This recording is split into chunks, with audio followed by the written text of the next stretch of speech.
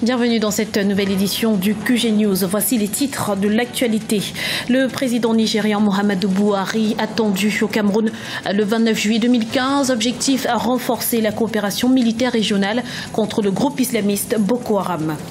Isenabré devant la justice africaine après de longues années d'imbroglio judiciaire. Le procès de l'ancien président tchadien s'est ouvert ce lundi 20 juillet à Dakar au Sénégal. Et puis, mobilisation de la jeunesse africaine pour lutter contre le changement climatique.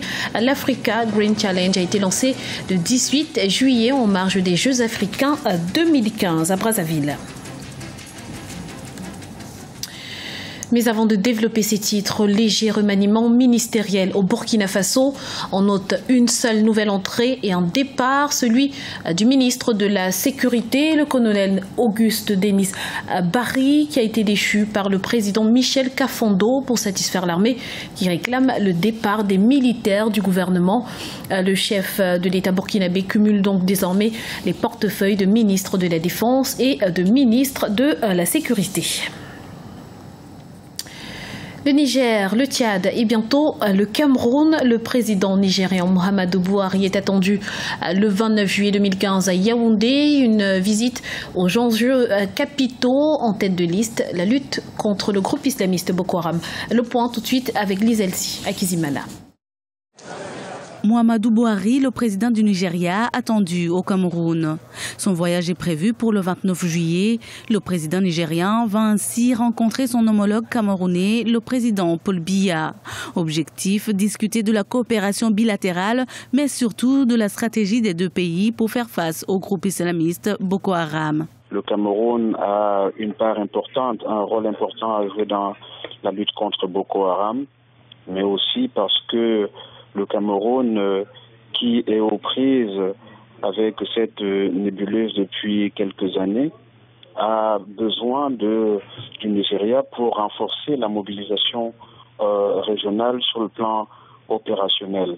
Donc il faut une concertation au niveau politico-stratégique entre les deux présidents, mais aussi entre les différents ministre de la Défense, d'abord au niveau bilatéral entre le Cameroun et le Nigeria, pour voir ce que les deux pays peuvent faire ensemble sur le plan opérationnel dans la lutte contre Boko Haram au niveau des frontières. Le renforcement de la coopération militaire sera donc au cœur des échanges. Le Cameroun a été en effet le théâtre d'un attentat suicide le 12 juillet 2015 à Fotokol, dans le nord du pays. Bilan, 13 morts, dont 2 kamikazes, 4 militaires tchadiens et 3 camerounais. Sur le terrain, nous gardons toujours l'initiative. Nos actions ont concouru, n'est-ce pas, à diminuer significativement leur potentiel. Et maintenant, ils se contentent, tout au long de la frontière, de mener des incursions très très rapides, faire même bas sur les denrées alimentaires, les céréales, le bétail. Je pense que c'est une secte qui est désorganisée, qui est à l'agonie. Donc on peut dire que c'est une situation qui est revenue au calme, et cela prouve également que les dispositions que le chef de l'État, chef des armées, a prises sont des dispositions pertinentes et qui ont fait leur preuve. C'est ce qu'il faudrait noter. Et il faut dire aussi que grâce à la coopération avec l'armée tchadienne, eh bien, il y a eu comme une accélération également de la menace, et ça fait qu'aujourd'hui, nous sommes à la mesure, n'est-ce pas, des missions qui incombent aux forces de défense. Le Cameroun participe depuis 2013 à la traque des islamistes de Boko Haram aux côtés des militaires du Tchad, du Bénin, du Niger et du Nigeria.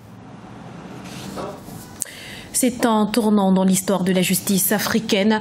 Le procès de l'ancien dirigeant tchadien Isenabré s'est ouvert ce lundi 20 juillet à Dakar, au Sénégal. Il devra répondre de plusieurs chefs d'accusation de crimes contre l'humanité. Le point tout de suite dans ce reportage de El Adinjaï, notre correspondant au Sénégal, commenté par Deo Gracias Podo.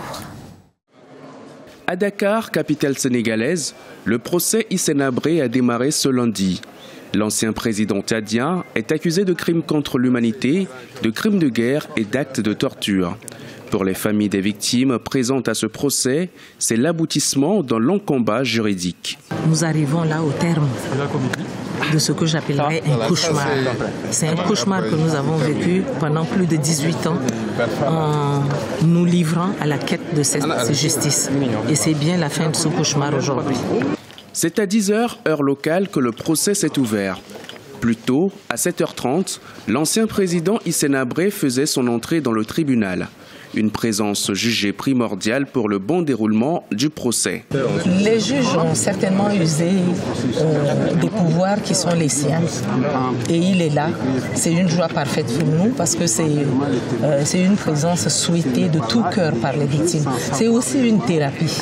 La présence de l'accusé est une thérapie pour les victimes qui veulent bien parler devant lui, qu'il les entende, qu'il les écoute.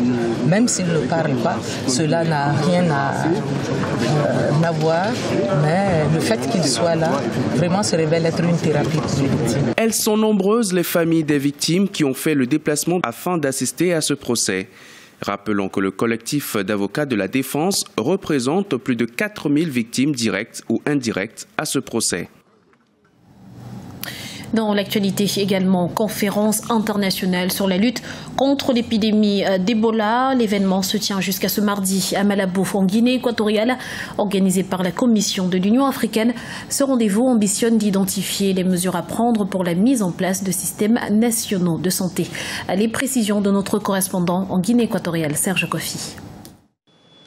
Les débats de la conférence internationale de la lutte contre Ebola ont débuté aujourd'hui avec le Conseil des ministres des Affaires étrangères des pays membres de l'Union africaine.